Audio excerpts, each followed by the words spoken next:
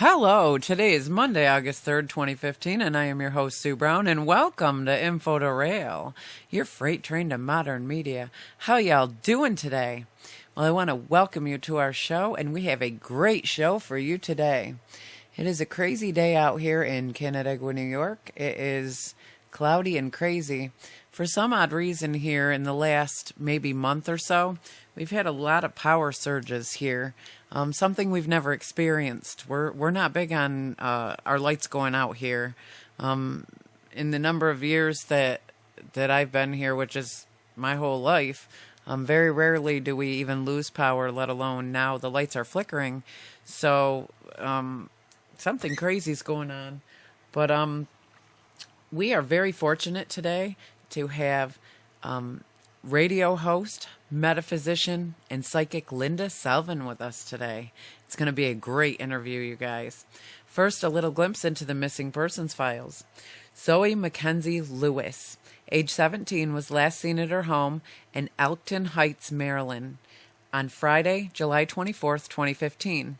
She may be traveling in a truck to Florida with a man named Cody Price.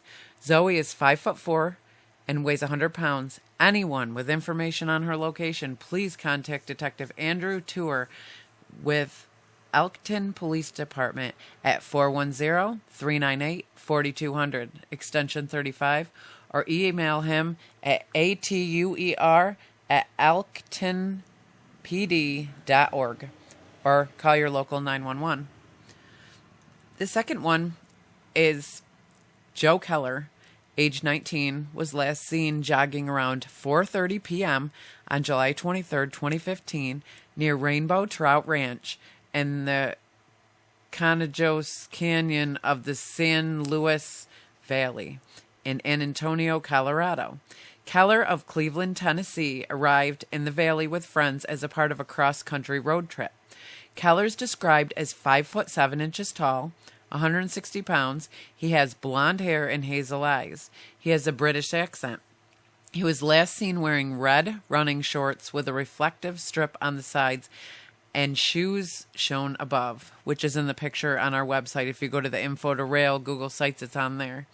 Family members have created a Facebook page, Find Joe Keller, and are offering a $10,000 reward for info leading to his safe return.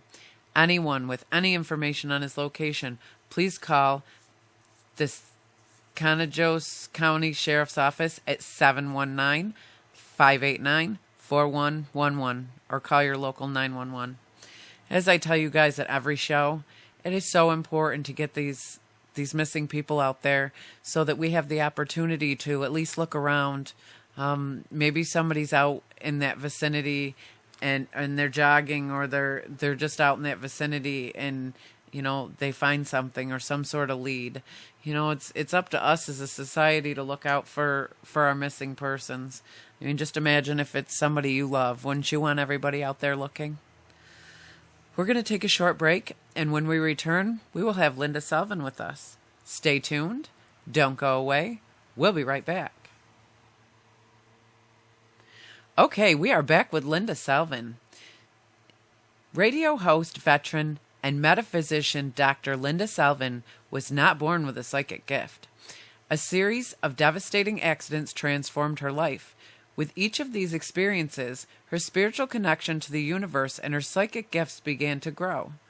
Spiritual awakenings resulting from a plane crash, a fire truck, and another near-death experience with the white light caused her to seek out ways to integrate her education and experiences to assist others on a new, holistic, and metaphysical path. Hello, Linda, and welcome to info2rail, and thank you so much for being on the show. Thank you, Sue. It's great to be here, and I appreciate you inviting me to join you. Can you start out by telling our listeners how you got started in the psychic business? I was not born psychic. I think we're all intuitive, but as far as having the gifts of clairvoyant, clairaudient, clairsentient, I became a walk-in on February 17th, 1981, after I survived a commercial airline plane crash, a Boeing 737, and I was on company business doing insurance work, environmental health consulting for an insurance company, and while my partner and I were sitting in the airport before our plane took off, I saw that the plane that we were about to board was going to crack in half, and he didn't see what I saw. But I had a vision, and an hour and a half later, the plane cracked in half after losing its gear, landing gear, and engine fell off. The plane cracked in half to avoid collision with another plane taking off on the same runway. And when I slid down the ramp, something happened to me, like going through a tunnel, and a loud noise took place, and a voice spoke to me that I'd never heard before. And when I hit my knees coming down the ramp, on the ground, I just ran off onto the field, and a part of me was standing at 5'8", and the other part was standing at 50 feet out of my body on an angle, and I was like a cyclops looking at life out of two different eyes. And a few weeks after getting out of the hospital and starting to put my thoughts together from the trauma, a friend of mine had suggested I go to this psychic. And I walked in, and her back was to me, and she said, "You're a walk-in." Didn't even say hello. She said, "You're a walk-in." I said, "What's a walk-in?" She said, "It's when you're close to death and a spirit takes over your body and another soul takes over and one leaves." I said, "I was just in a plane crash." And I sat down. She gave me a book to read called Strangers Among Us by Ruth Montgomery that came out in the 70s. And she said, "Whatever entered you is a psychic."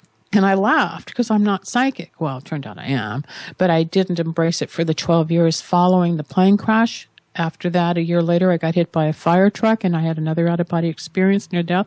And 2 years after that, I totaled a car, had the white light experience, and was given the choice to live or die. So I saw the other side again. I'm very connected to the other side, and whatever comes through me is like a direct conduit. It happens very quickly when I'm reading people, and that was the start of it. Like I said a moment ago, I knew I had it. I was scared of it. I was embarrassed by it. This is the 80s, and nobody was talking about it. And finally, in the 90s, I embraced it. What was happening that made you realize that you had a psychic gift? Were you seeing visions? I was seeing things, hearing things, being told to be someplace like at 7:48 p.m. and I would run into a celebrity, or I would be told to be somewhere at 1:12, like weird times, and miracles would happen. Or the people I was introduced to, I was told to go to one restaurant, and this girl sat there, and I started crying, and I didn't know what was wrong, and she handed me a Bible. I mean, just weird things. Another time I went and I met another attorney that could have handled my case. Unfortunately, I didn't switch attorneys, but I met the secretary to a big aviation attorney, just the way I was being guided. And then when my friends would have me, if we were just in chit-chat and I'd say something, they'd start calling a week or two later and say, "Everything you said just happened. Are you aware of how accurate your voice is?" And I had no idea, Sue. I had no idea what was going on because it became a part of me. It's not separate. It's not like it's just who I am now. Wow. That's pretty amazing. Yes, it's white light that just comes. It just channels right through me. When I'm channeling the dead people in a session, I get visions and I get voices, and I can communicate with pets and loved ones from the other side, and I see. And a lot of times, depending on the client, depending how spiritual they are, I can get very descriptive details and readings. If they're not very spiritual, I have a very difficult time connecting with them. It's harder to work. Can you tell us what you experienced with the white light? I was 30 years old, and it was January of 1984, and it was a very rainy night here in Los Angeles, and all the lights were out in this one neighborhood because of the rain, and I was headed southbound, and I met a car in the intersection headed westbound, and I T-boned them, and I just said, "Oh God, I want to go home," because I was tired from work that day, and I just wanted to go home.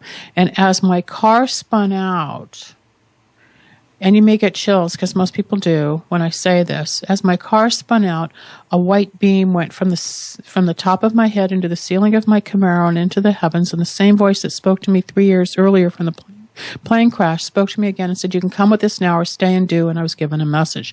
And this bright light of white light was this beam coming out of me, and I started to see, not a cloud, but I could see just light. It was so bright that I just said, okay, I'll stay. And then the paramedics came to get me out of my car. And when I got out on the street, I said, they want me off the planet. They want me off the planet. Because I didn't know what was happening, because here I'm in a commercial airline plane crash. Then I'm hit by a city fire truck in my car. And then I'm totaling a car and having the white light experience all within a few years. Most people don't even go through one of those experiences in a lifetime. Right. Okay. So the white light was warm. It was embracing. It was a little scary because I recognized the voice that I've never heard since, and only at the time of the plane crash and that accident. Never heard it since. And there's a safety. There's a feeling of love. There's a feeling of comfort that if we're out of the body and into the light, that there's this whole other world, and there's colors that you and I can't imagine. Like, if we see lavender and purple here, it must be 10 times more intense there. Wow. Bright colors. But there's no body, only soul, energy. So there's no pain. We have pain in life because we're human in a body. But there's no pain. That light gave me beauty, gave me hope, gave me love. So basically, you had the choice of whether to leave or stay. Wow. Mm-hmm. That is. I was given a choice. You can come with us now or stay and do. And I was given a message, and I said, I'll stay, I'll stay. Do you think everybody gets that choice? No. You don't? No. I lost my dad to cancer in October, and I know for a fact he didn't have that choice. So it was one of those things that I prayed to the Almighty God just to take him home. It's very painful. I lost my mom to cancer, so I totally relate. I believe she died of a heart attack or a stroke in the middle of the night. She wanted out. I don't think the cancer contributed, but she had third-stage lung cancer and was diagnosed in January and was gone in March. It was only a 2-month. I was fortunate enough that my dad was diagnosed in February, and we had him till October, but... Wow. He suffered in a lot of pain. Oh, he suffered greatly. And at the end, I said to my dad, you need to go home. I said, it's more painful to watch you suffer than it is to let you go. So, we were all here. I have 4 girls, my mom. We were all here, and we just, you know what, Dad, go home. And it was the most peaceful thing I've experienced, I think, in my life, was just watching my dad just take his last breath and be at peace, because the suffering was more than any of us could handle. Maybe he needed your approval to let go, to know that you and your kids would be okay. What kind of cancer did he have? I'm getting something around his heart. I'm getting cardiovascular problems and pancreatic problems. Yep. So he had pancreatic cancer, and yep. They told him that he was actually doing really well with the chemo, and then they said that they had to radiate. And when they radiated, they said that they destroyed the lining in his stomach, and it was just a matter of time. So had they not done that, they said he would have been probably lasted a couple more years. But at the end, he couldn't walk, he couldn't talk, he couldn't even function, and that's not my dad. My dad never sat down. Right, of course. No, he was a go-getter. He loved life. I know that. Did he also smoke at one point when he was younger? He did, and he quit. Okay, because I have him here. He was smoking and at one point, and he's also proud of the work that you're doing, and he knows that there's still a lot of grief around you, and that it's going to take some years before you're totally into acceptance of the loss. He said it's not quite out of your system yet. You're still very connected to him, and he's still around the earth plane watching you and the family. And he's also very connected to one of your kids that looks or acts like him, he says. Oh, wow. That's probably Ashley. My 19-year-old is, before he passed, he taught her how to drive, and they were got very close. Okay, well, he's very connected to one of the kids, he says, and he watches over the family constantly, and you have nothing to worry about financially, and your career will take off in the next couple of years. Wow, that is awesome. Thank you. Mm-hmm. I have a 21-year-old who has some problems, emotional problems.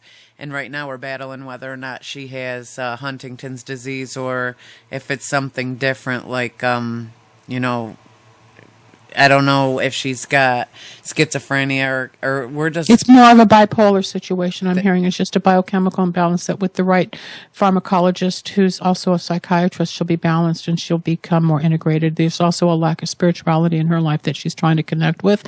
And once she connects more on a spiritual level, a lot of the imbalance will start to go away. Oh, thank you. That is good to know. Her biological father, who she's never seen, he has Huntington's and he's on his last leg of life, so we were just praying that was not it. That was our big fear, and thank you. Well, I'm not a medical doctor, so I'm not making a diagnosis. Right. I can't. But I thought that's what I was leaning towards, was bipolar. Yeah, that's what's coming through. So she just needs to be medically evaluated by the proper professional. Okay. And I think you'll see some balance, and she needs to really open up spiritually. That's when I became more spiritual, is after the plane crash, when things weren't working in therapy, and the fear and the anxiety and the noise and the depression and the lack of contentment and the lack of feeling grounded and all of that stuff. When I turned to God, everything started to heal. And that's when I became a healer in 1991 after I had emergency surgery. Well, I guess her thing is she tries to connect with God, but she feels hopeless, and that's where she's at. She's not connecting properly. Oh, okay. She hasn't seen the message yet. But she will? Mm-hmm. That is awesome. Have her contact me and set an appointment, and I can probably help her. I actually have always been spiritual with God, and I handed my life over to God just a couple months ago because, you know, things just got to a point where I knew I couldn't do it on my own, so I said, you know what, God, you got to take the wheel because I can't do this anymore. And I just, you know what, if you don't... God steers, he does not row. Well, I told him if he doesn't take the wheel, I'm going to hit a tree. And I meant it. I mean, I was going to hit the biggest tree there was, and I didn't know how I was going to walk away from any of that. Not many people survive a plane crash. How did you survive? I mean, how... All of us survived. It was called a miracle flight, and the probability of all two planes not colliding and killing everybody is 2 billion to 1. Was there any other survivors? Did everybody survive? Yeah, I just said we all survived. There was 109 people on our flight, and I don't remember how many people were on the other flight. I really don't remember. I just remember our flight had 109 people, and we all survived. That is definitely amazing. That is a miracle in itself. Mm-hmm. There was definitely something watching over that day. So when people call you for a reading or they come to you for a reading, basically, how does that work? Do you just... It's all done by phone. I don't like to see people in person. I don't have time to see people in person, and I don't want the influence of their facial expressions. And then we become chit-chatty, and then the half hour turns into an hour and a half, or an hour turns into 2 hours, and I don't have that kind of time. So people prepay, pre-book. They call my phone number at 888-509-1077, or click on lindasalvin.com, and they... get online. They get on the calendar. I book a calendar like a regular doctor's office, and I do about 4 or 5 a day. So depending on where they are in the world, whether we use Skype or the phone, like I just got off the phone earlier today with a gal in Alaska who has an appointment this week, but she forgot which day. So I had to confirm with her, and she's an hour behind Los Angeles, being up in Alaska. And then there's people I have in Singapore or England or Spain or Italy or Australia. So we account for the time difference, and then we figure it all out, and we connect. So people call, and we have a good time. I go through money, love, moving, travel, health, spirituality, communication, whatever they need. Wow, that is amazing. A lot of people use tarot cards as their guide. Mm-hmm. I did many, many years ago, but I don't focus on the tarot card. I have a direct line to spirit that I'm pretty accurate. And then when I pull out the cards, it's used more to confirm what I've already said. Or once in a while, I'll see something in the cards that's going to guide my reading in a different direction. But for the most part, I'm pretty psychic enough without them. In 1996... I had 100 tumors removed from my hips and thighs, and I became the medium. But before that, I had wrist surgery, like a carpal tunnel. And after that, in 1998, 1996 were the tumors, so 1995 was the wrist surgery. And it was after the wrist surgery, Sue, that I no longer needed cards. Do you think that they work accurately? It depends on the person who's reading them. Okay. It's not the cards, it's the reader.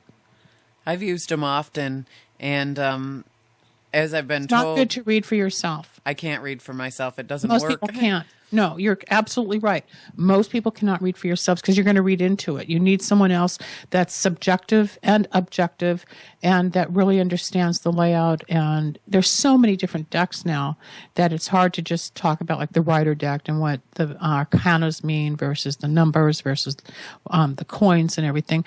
But, you know, because coins represent money and wands represent new ideas and beginnings, and the cups would represent love and the swords would represent obstacles. So once you understand the layout, and if you're doing a Celtic cross or if you're doing any of the other spreads, a 3-card spread, there's ways to read every single message, but everybody reads differently. You cannot say who's more accurate until you experience the result of their work. Same thing with a psychic.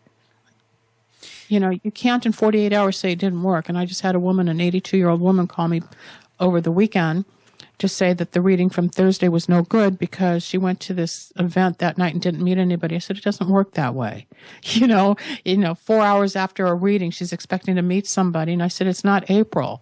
And, you know, you got to give it some time. But she went on and on and on. She's 82 years old and she wants to meet somebody. I'm not God. I can't put a relationship in someone's world, right, but I can help them with candles, the soulmate power candles. I can help them with predictions. I can help them as a parapsychologist to help them feel better and gear themselves in the right direction to become more active or whatever. Because I am a parapsychologist more than just a psychic and a healer. Right. I have a PhD in metaphysics. Well, like for me, I've read tarots a lot in my life for other people. Mm-hmm. And, you know, they've always been accurate as I've been told. I'm not so good yet. I'm working on my skills to be able to do it without them, and that's just something that I haven't really. I used to take the time a lot to work on that, but that may not be your calling. Well, for me, it's I think my biggest gift is what I call my deja vu gift. Like when you feel like you're in that deja vu moment where you've been there before, mm-hmm. it's kind of like that. But for me, my mind rushes to the end and it sees a bad outcome and it tells me exactly how to change that situation at that moment so it doesn't end up like that. An outcome for what, though, Sue? I mean, are you looking at someone's love life, career, finances, relationships, schooling? Anything that's coming up, like somebody will call me and we're talking about something on the phone and something really bad. I go to the end of the conversation or the situation and something bad's going to come out of it, and something tells me really strongly, so you have to change this. You have to stop this event from happening in the way that it was, you know, you see it happening, otherwise it's going to end bad. Are you sure it's not an obstacle and not something devastating? Why such negative? Negatives. I see obstacles, but I don't read the negatives. Well, I don't read death. That's not our job. It's not a job for a psychic to read death or illness. If they have a question, that's God's will, not a person. And as a reader, I am not a medical doctor, and I have diagnosed people who had pancreatic cancer, who had need of a hysterectomy. I have seen people. I'm in this girl's book. Where in the foreword, she talked about how she opened up to write her book because I found her breast cancer, and I suggested she go to a doctor, and sure enough, she had breast cancer. I can be a medical intuitive, but that's not what I choose to do. And to make diagnoses on a medical level is not what a psychic's supposed to do any more than saying, like, people want to know, when's my grandmother going to die? Because they're just greedy wanting the money. I don't read death. One time somebody told me my dad was going to die in 1991. So I told my sisters we had to be really careful because dad was going to die, and I was full of fear and panic. And as time came about, I knew that one of his goals at the time was to live to see the year 2000 occur. Well, my dad's going to be 86 years old next week. My mother passed away 6.5 years ago. He's been living with a gal for the last 5 years. Just got back from Europe. He's leaving again in a few weeks to go to the World's Fair in Italy. And he's very healthy at the age of 86. He's got the stamina of a 60-year-old. So that woman that instilled fear in me did just that. And when I realized I was going to be working as a psychic, I promised to never, even if I see it, do not read death. That's God's will. God's answer. Absolutely. Not a human being. Well, for me, it's like if I see that something's going to end in a really bad argument or something like that, I can stop it. And I've actually tested myself in the past, and I've actually followed through with what I've seen and let the conversation go as I saw it happening. Okay, so you have a different kind of gift than I do, and that's why I'm saying, like with tarot cards, everybody has a different gift. You can read the set. You and I could have the same pattern displayed, like we could both have the same deck of cards, set it up so that we have the same Celtic cross with the same cards, and we would have two different stories. Right. I see. Everybody has a different gift. I see what you're saying. Mm-hmm. So what you see may be different than what I see, but you're not me and I'm not you, and that's what makes it unique. But your passion to help people is what your goal is. So that's what you have to continue to work for on a spiritual level, to be touching the hearts of people. Well, that is who I am. If I can help anybody in the world, then I'm out there trying to do it. Good. I've been trying to find my calling for years. I have 4 girls. I've always raised everybody else's kids who didn't want their kids. And that's what I've been doing my whole life. My teenage years were not out partying or anything else. They were taking care of other people's kids. And, I feel like that's what God wants me to do on this earth. So, I'd like to contribute more to the elderly who have, spent their whole lives taking care of others. I would like to be able to contribute to at least be some sort of a peaceful person in their life, Well, then work your way into some of the nursing homes and daycare centers, and make yourself available to hospitals in the geriatric ward, and let them know that you're doing spiritual counseling, and see if you can give them comfort, especially about crossing over. I didn't know if I could actually do that. Just ask if I could do that. Well, it'd be on a volunteer basis, but right. A lot of people accept that. Mm-hmm. I think I would love to do that because just for, a lot of people that are elderly like that, they don't have anybody. So to have somebody by their side to say, it's okay. You can have somebody here who, will sit with you even if they don't want to talk or they just want somebody to sit and hold their hand. I feel like God would I feel like that's what I'm called for. I just was not sure how to get involved. Well, you just got to look around your town and see what's available on the healthcare level, and start making phone calls. Thank you. I will definitely do that. You did radio for a number of years, for 17 years. Can you tell 18 years, 20, almost 20, because I started in 1994 and we're now 2015, and I'm going back on the air. I took some time off. I was chosen as the nighttime psychic for a Los Angeles FM rock station. Out of 365 people, I was chosen to be the nighttime psychic, and we started that, or the program director started the format to compete with another station across town that was doing love letters, and they needed their ratings to go up. So I would go in twice a week and do readings twice an hour between music calls or music beds, and take calls. And from there, after about 8 months of that program, it was canceled, and then the program director showed me how to broker time. So I went to an AM station, and I was there for 9 months and did readings on the air and started the format. And then I was recruited to a network where I ended up going 2 hours a night, and then I ended up going 5 nights a week because it was such a popular show, and I was in over 350 markets at the time nationwide. This is in the 90s, going into the early 2000s, and then I left that station after 9 months, and then 9 years, excuse me.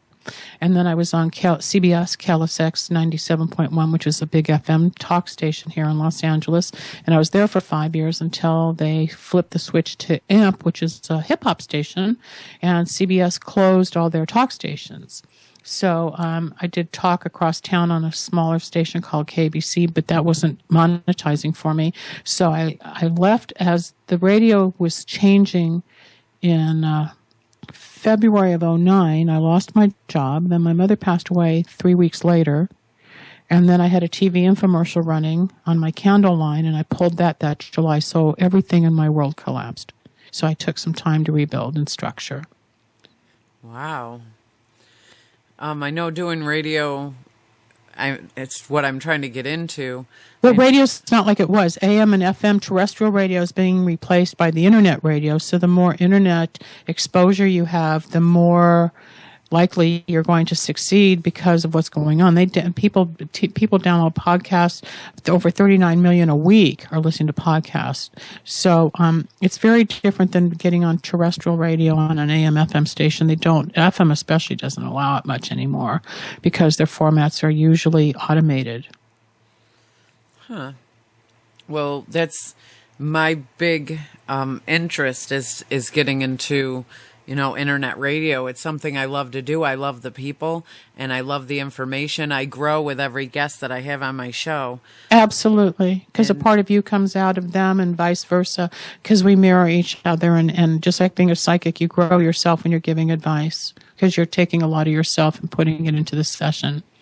Do you see this as what's really meant for me to do? I think it's one of the things for you to do. I think you're more of the helper than the broadcaster, but I think you're going to be able to integrate. I can't say that you're going to become a huge name because I don't see it yet. You're a couple of years away yet, Sue. You still have some footwork to do, and growing your profile, growing your experience. So, like I was saying before we went on the air, I had 2 internet stations contact me just last week and offered me positions, one to replace a gal that was doing metaphysics for 8 years on their station, had about 85,000 listeners, and they want to keep that going. So they came to me out of 500 people, and they want me to host the show. And I said I would under certain conditions, and we're going to have another conversation this week. And the second one, I'm being interviewed tomorrow, actually. And this gal's leaving to go doing research on UFOs and needs a fill-in guest host and wants me to take over her show. So it's been quiet where I've just been doing guest spots like on your show and George Nuri's show and many, many other internet stations and show hosts have been interviewing me, which is wonderful. But to go back and host a show, I have my own radio station, and it's at lindasalvin.com where I stream old shows. And I can go live anytime I want to with my own station, but I don't have an engineer at the moment. And to rebuild the station, to put talk show hosts on my station has just not been one of the priorities in my life. So it sits here. I have all the equipment, and I've had the ability, but it never felt right to just build what I own radiopsychicnetwork.com. So I have the domain and I have all the equipment. It's just never been the priority to fill it up. So to go back and being invited by people who want my talent is quite a blessing and also a little feather in the cap. It's rewarding, but I haven't made the firm commitment yet because all the finalization hasn't been discussed. So, opportunity is there, and I'll probably go back because I've been doing it since 1994. It's 21 years. I started radio before the internet, long before internet radio. I was in broadcast radio, terrestrial radio. It's a very different animal, and it's a different set of rules. There are no rules on internet. Well, I listen to like George Nori and such. He's my inspiration. Him and Art Bell are the reasons why, they gave me the inspiration to do what I love to do. Right. But for them, they're kind of very they have rules and regulations that they have to follow. FCC regulates Right. the shows, of course. It's a little different for Art's new show, which is strictly online, but for George, he has to follow FCC regulations because he's on terrestrial radio as well as internet. Well, right. And for me, I love the way I do things because it's open and, people are allowed to express themselves, whether it's off topic or not. They're allowed to talk about whatever it is that they're on here to talk about. They're the guest. They're free to speak openly about what they want to. And, I notice with these, the people that actually have regulations that they are to stick to the topic and such. So there's limitations. You're right. And that's what's hard for me because, I love my people and I love to be able to, kind of be open with my guests and allow them to That's why internet is perfect for you. Well, I love it's a different structure and you're the one who's in control. Absolutely. My life has been hectic and pretty upside down, and this is kind of my, this is reprieve. This is a reprieve for you. Yes. This is where you get to let it all hang out, feel comfortable, and share, and to be connecting, and it just allows you to shine. I've had my ups and downs pretty big lately. My mom's health is not great, and I have a daughter who's going through some things, and, I got a man in and out of my life every time I turn around, and things have just been upside down and inside out. So well, because you're being told if you really want to be spiritual, you have to let go of what doesn't work. And what doesn't work is that relationship of 6 years that comes and goes and comes and goes and comes and goes. It's very codependent. It's very needy. And it's very, it's called a negative soulmate, where you love them, hate them, love them, hate them, love them, hate them, want them, don't want them, do, come back, go away, come back, go away. You need to let go and let the right spiritual person come in who's on a higher level, because you guys are not going to be married and you guys are not meant to be together. It's a past life recurring situation that continually gnaws at you, and you're more spiritual than this man, and he sucks your energy dry. Very true. That's the thing, though. I'm not the one that wants him and doesn't want him. It's him. But you're the one that keeps accepting it. Right. I understand. Otherwise, it wouldn't have gone on for 6 years. Yep, that's absolutely true. So you get to close the door and say, we have a past, no future, and no present, and I don't foresee a workable future. It's time to let go. That's what I did this time. I shut that door and I said, I don't want you to talk to me at all anymore. I just want you to be gone. Just leave me alone. And, he said, I hear you loud and clear, and that was the end of it. So, and now I'm kind of picking up my life, and I'm okay with it inside. It's just it's waiting for that next message or that next whatever that. Well, the next message is just keep doing your work and everything else will fall into place, and don't worry about the relationship and don't worry about what's up for you. Just keep going. Well, that's definitely what I want to do, and I hope that I have the strength to do this, because it's me. Manipulative people, and I'm very easily manipulated, I guess. Well, you're influenced. I'm influenced in some ways, and that's hard because I feel for people. I can feel people's pain and what they're going through. Well, you're an empath. What does that mean? It means that you suck up everybody's energy and emotions. You don't know if they're yours or theirs. Oh, that's not a good thing. How do you separate yourself that way? It's very difficult. It's very difficult, and it takes years and years and years of practice. There's ways of putting in white light. There's ways of using sage. There's ways of doing candles. There's ways of talking and asking God to protect. There's ways of unplugging, and then there's times that it doesn't work. It just doesn't work, and you're going to be a sponge of other people's energy, and that's why you're a light worker and helping people. But you've got to learn, that when you're in a negative relationship, it's going to pull your energy, and then it confuses you even more because you're not doing what you're supposed to be doing as far as the spiritual work is concerned. It's real hard to be in a non-spiritual relationship when you're spiritual, because then you have to turn it off, and you can't always be yourself. There's different personalities that come through to appease the public because you're dealing with life in a material world, in a physical world, when you're trying to be spiritual. That's me. I'm really not into the what money can buy and, fancy cars or any of that. That stuff. You will be, because you're going to find that the spiritual world eventually doesn't pay the rent. I understand you have to have money to pay the rent. But I'm more into the heart of people and the spiritual side of it. I'm just not all about, I don't have to have a new car every month or every year. Or I don't need this big house with a jacuzzi hot tub. It's just not me. A nice little place to live and to be able to raise my kids and take care of my kids, and a place to live for the rest of my life is me. A car, whether it's a beater or not, as long as it gets me from here to there, that's me. And I look around these days, and that's why I have such a hard time, I think, interacting with a lot of people, because there's so much materialistic going on in this world, and I can't wrap my head around it. Depends what your needs and goals are. Right. I know that, I'm me, and I have different goals and such in my life than other people, but that's my problem, is to get involved in a relationship where the other person is they have nothing to do with the heart. I think you haven't experienced it, so you can't even justify it to yourself yet, because you've been so wrapped up with this one person for so many years. You don't even know what's out there. You need to have a hallway, a time of healing, and a time of integration for you to open yourself up to that. So you can think about it, but you're not ready to experience it. Wow. It's kind of scary to actually think that somebody would actually not leave every month, or actually care about how I feel. I'm not even sure how I would handle that. It's a crazy thought. Have you written any books? I'm in the process of writing a book. I've been written up in several books, though. Can we put this interview on hold for a second, please? Absolutely. All right. I'll be right back. Sorry. That's okay.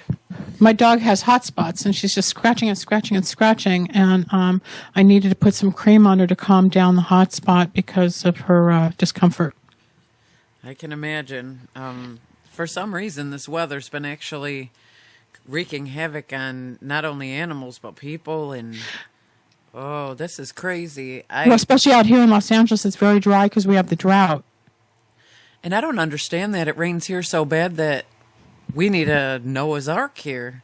Well, I read online on YouTube and have talked to different people, and it's even been on different shows, that a lot of the chemtrails that the government has, the planes, eliminating certain chemicals in the air, has caused the drought. It's all man-made.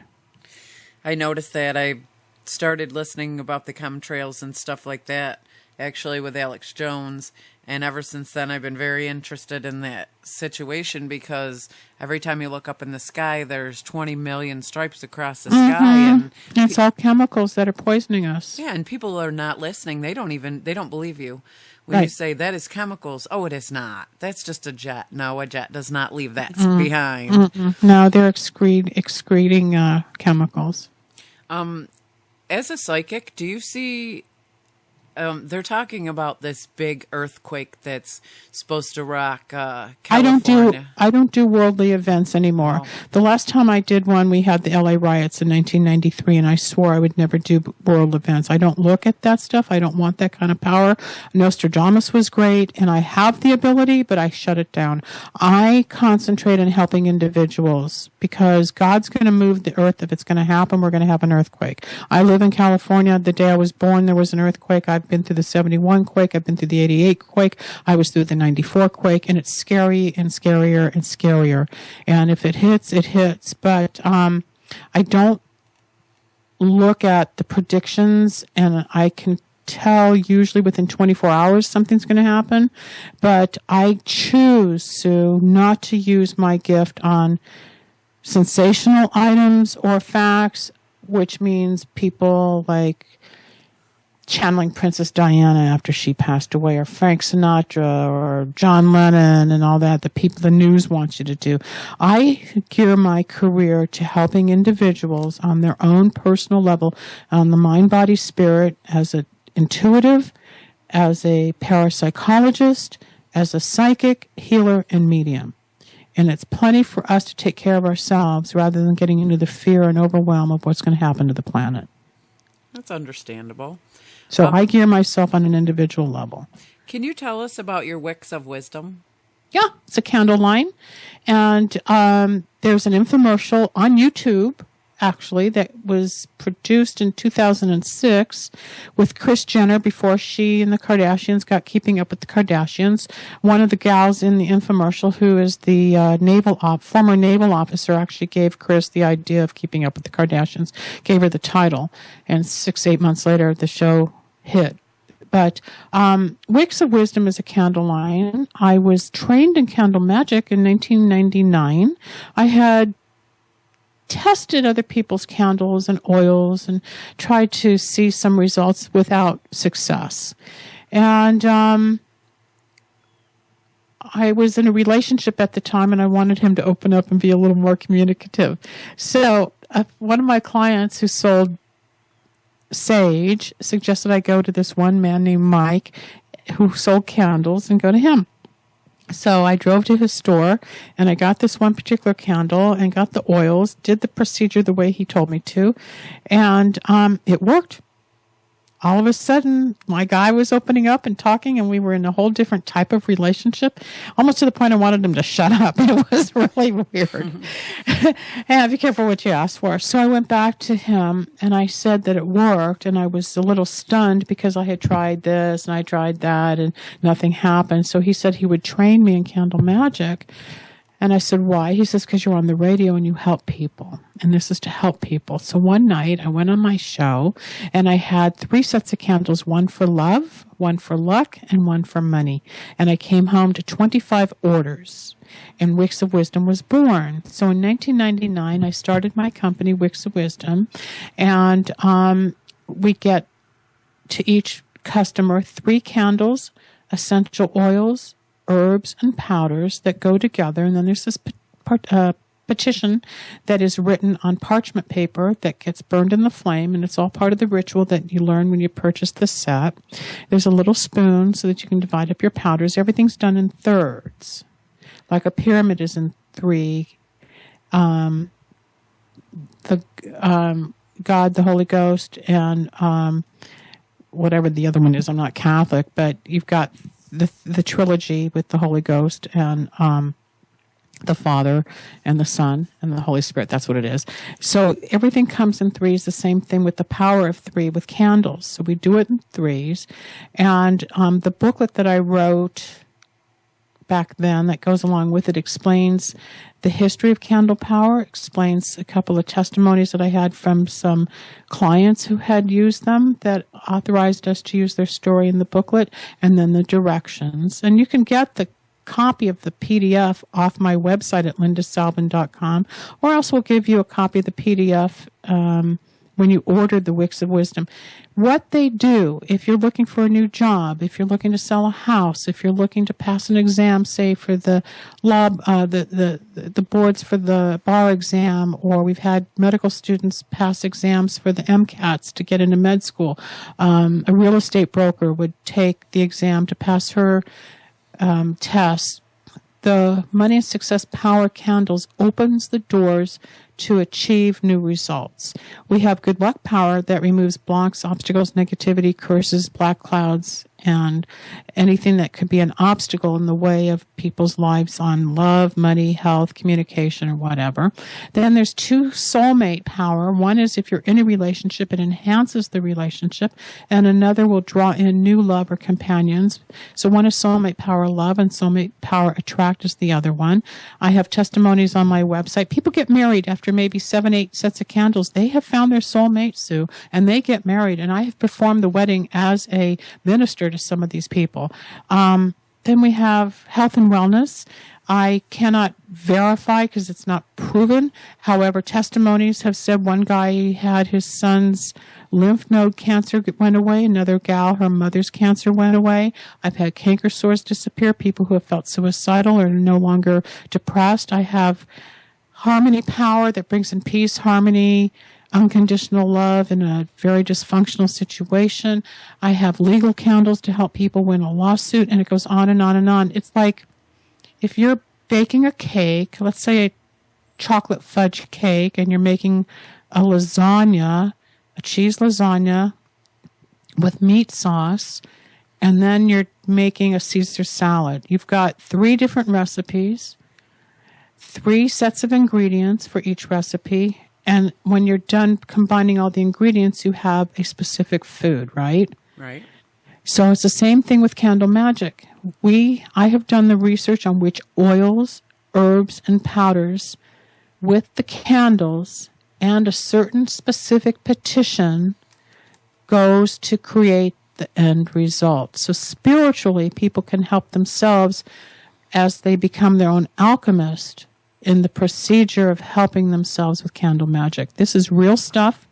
I've had people come to me after doing other people's candles saying it didn't work, and then mine do work because it's different. There's real energy, there's real spirits in my oils. Wow. So Wicks of Wisdom work like a prescription for your soul. I own the trademark on that, and I've been doing it since 1999. It's a long time helping people. I have many repeat customers. I have people who come once, don't get results, and they disappear, and I never hear from them again because one set of candles is not going to build Rome in a day. You got to be patient with this. It's work. It's work. And then after a couple of sets, you're going to start seeing results. Can these candles work on anybody in any situation? Yeah, absolutely. Like, what would you want to be interested? What would you be interested in working on? Your boyfriend? Well, I mean, in any situation. I mean, if somebody was really down in the money and success problems. Yeah, money and success. They do good luck power first, remove the blocks and obstacles around the financial situation, and then bring it in on the positive to start opening doors to increase money coming in with money and success power. They work together. Huh. You do one set at a time.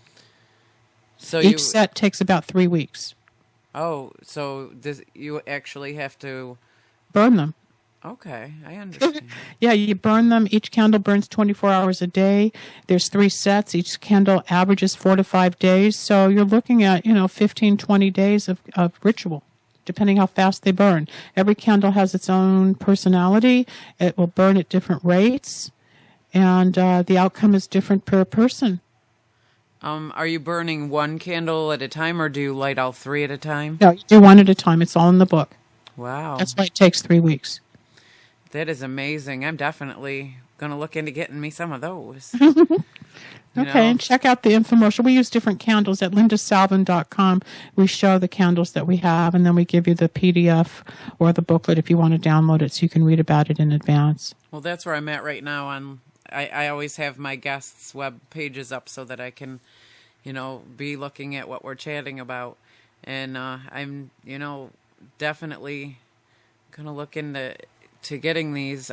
So in order to do one ritual such as money and success, I would also order the good luck first. You would get the 2 sets. And okay. if you or your listeners are listening and they want to order the 2 sets, I will give you the special if you call my office at 888-509-1077 and do not order online, but order through me personally, and I'll give you the first set at the regular price and the second set at 50% off, plus you pay your shipping, handling, and applicable tax for California if you're in California. So you can call me for what that's all about. I don't like to put the prices out on the show.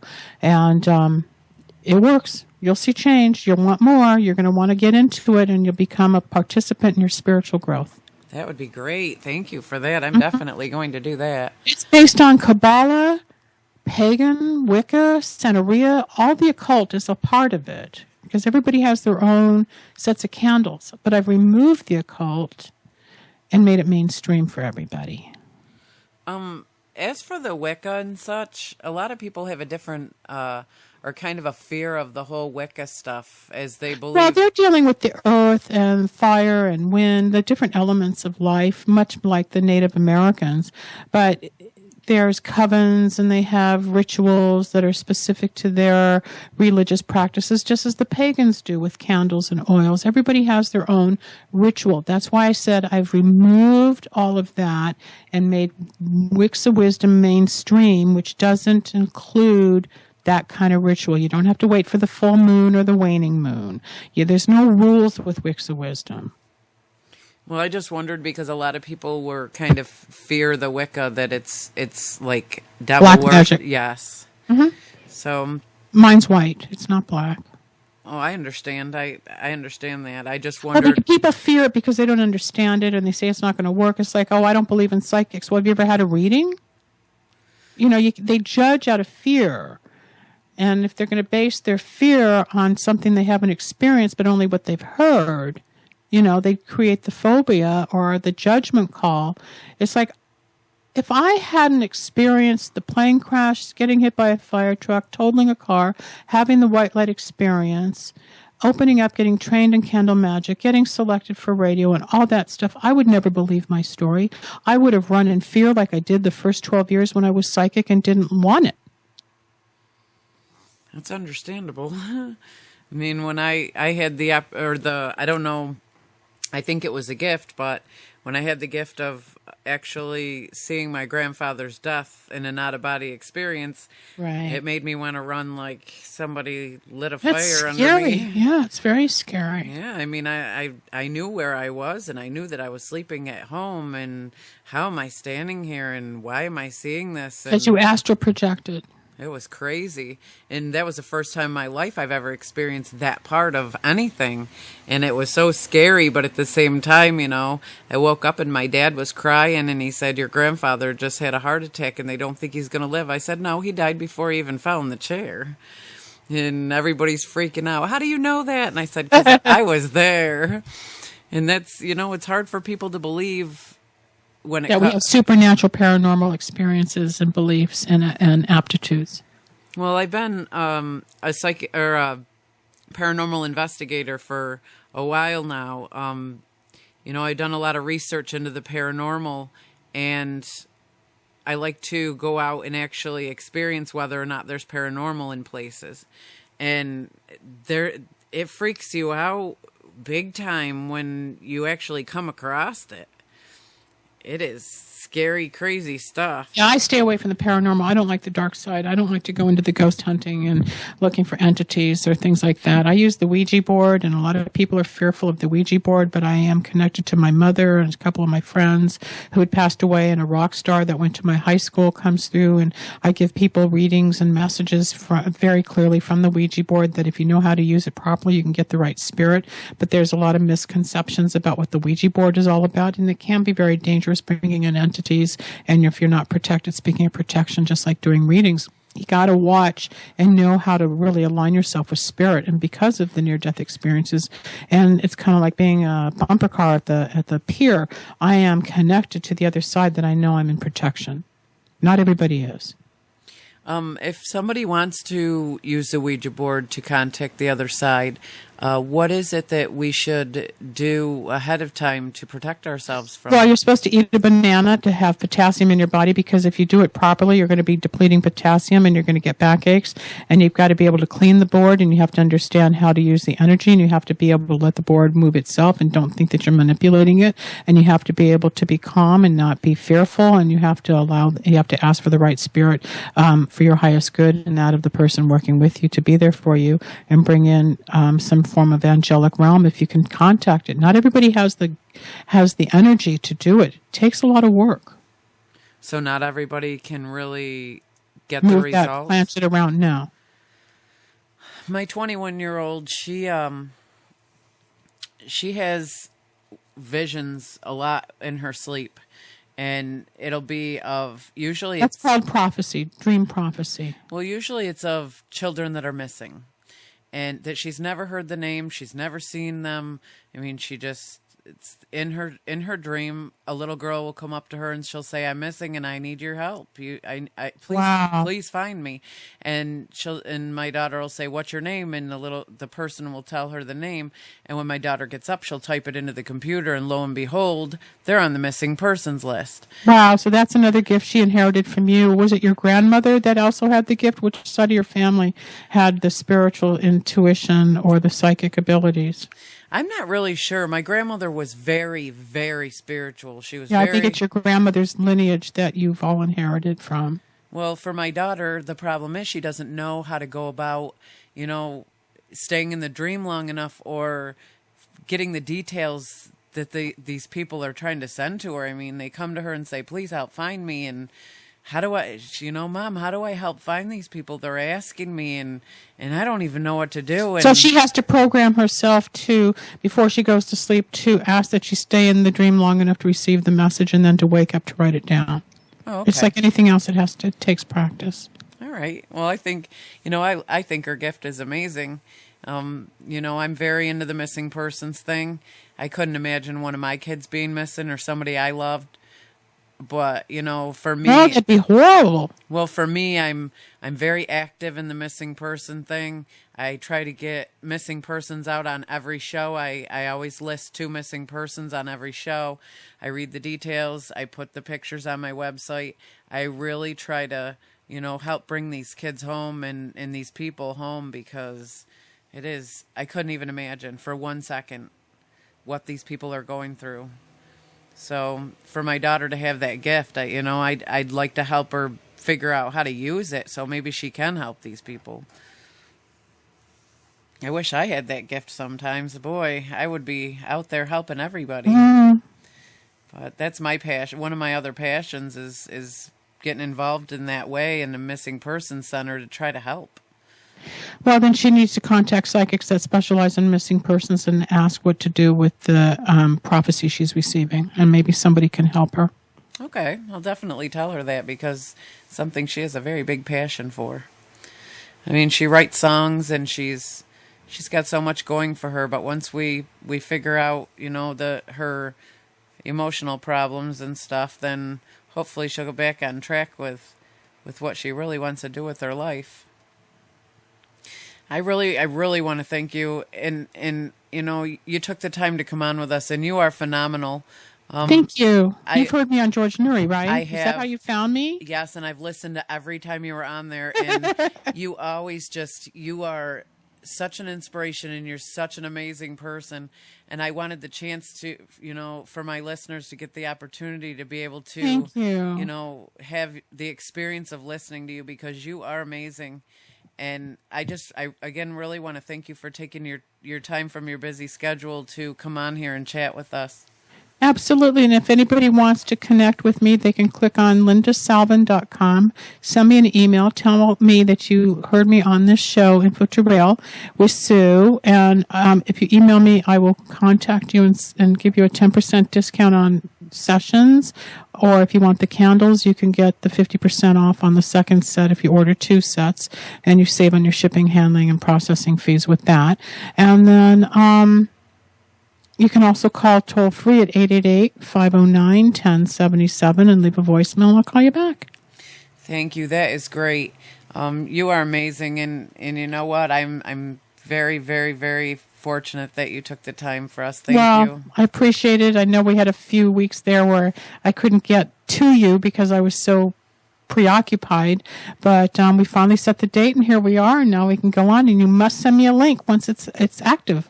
Absolutely. I usually upload them the same day, so you'll end up getting, I don't know why this internet thinks it has to take 20 days to upload an hour video, but usually it's like 500 minutes, it says, and I say, holy cow, 500 minutes for an hour?